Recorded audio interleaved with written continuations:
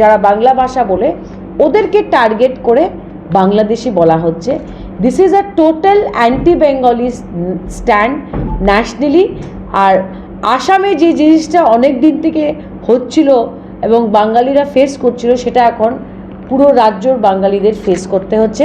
এটাকে আমরা কন্ডেম করি তৃণমূল কংগ্রেস থেকে, and I expect that this kind of racial profiling should stop. ভারতীয় জনতা পার্টি যে স্পেশাল ইন্টেন্সিভ রিভিশনটা করছে বিহারে, এবং এটা নিশ্চিত যেটা আসামেও হবে। ইলেকশন কমিশন অফ ইন্ডিয়ার অধিকার আছে সংবিধানে আর্টিকেল 324-এ যে ওরা ইলেক্টোরাল রোল মানে ভোটার লিস্টের revision election commission of India করতে পারে। কিন্তু যে ধরনের নিয়ম পালন করতে বলছে আসামের জনসাধারণকে, বা যে ধরনের কাগজ চাইছে, মা বাবার বার্থ সার্টিফিকেট, হ্যাঁ ওদের নিজের বার্থ সার্টিফিকেট, এইটা ব্যাকডোর থেকে আবার কিন্তু এনআরসি হতে চলেছে, এবং এটা আসামেও হবে।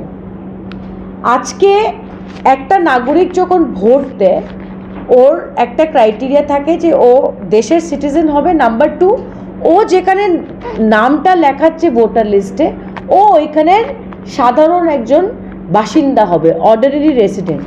কিন্তু আধার কার্ডকে না মেনে, রেশন কার্ডকে না মেনে, ভোটার আইডিকে না মেনে যে মা বাবার বার্থ সার্টিফিকেট চাওয়া হচ্ছে, ইনডাইরেক্টলি এটা এনআরসি হতে চলেছে। এইটাই হলো অপোজিশনের আপত্তি।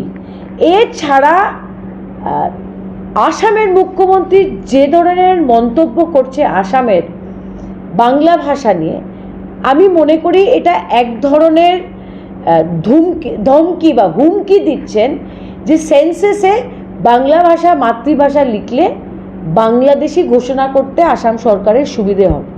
একটা সাধারণ বেঙ্গলি স্পিকিং মানুষ আজকে বিশেষ করে বরাকের বাইরে কি মাতৃভাষা বাংলা লিখবে একটা মুখ্যমন্ত্রীর এই ধরনের স্টেটমেন্ট?